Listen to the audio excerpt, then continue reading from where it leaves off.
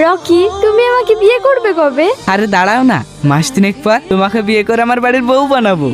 বাহ বাহ রকি বাহ, তুই এত নোংরা ছেলে। সেদিন আমি আমার বান্ধবীর কথা শুনে তোকে বিশ্বাস করেছিলাম, আর তুই আমার সাথে এত বড় বিশ্বাসঘাতকতা করতে পারলি? ওর সাথে আমার 3 বছরের রিলেশন, আজ আমি মা হতে চলেছি।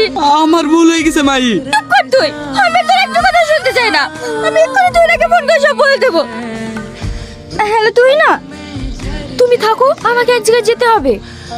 তুমি কোথায় যাচ্ছ? মাহি ডাকছে, ওর কাছে ইমার্জেন্সি যেতে হবে।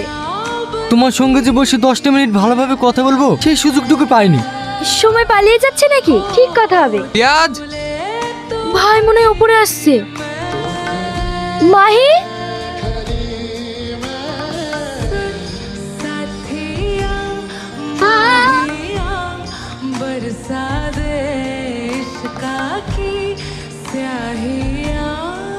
মায়ে, তোমার এই অবস্থা কি করে হলো? তার মানে তুই না, তুমি মাইকে খুন করেছো? আমি কেন মাইকে খুন করব? আমি মাইকে রেখে এক্ষুনি খাবার আনতে কেন? আর এর মধ্যেই খুন। আবার তোমার হাতে চাকু আছে, তুমি ছাড়া কে খুন করবে বলো? আমি এক্ষুনি থানায় ফোন করছি। বিশ্বাস করো রকি, আমি মাইকে খুন করিনি। তুমি থানায় ফোন করো না, প্লিজ তুমি থানায় ফোন করো না।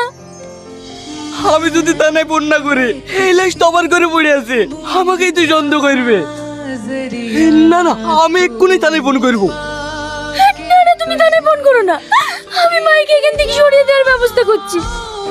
ঠিক আছে, আমি গাড়ি ঘুরাছি, তুমি মাইকে নিয়ে আসো, আর কেউ যেন জানতে না পারে। ঠিক আছে।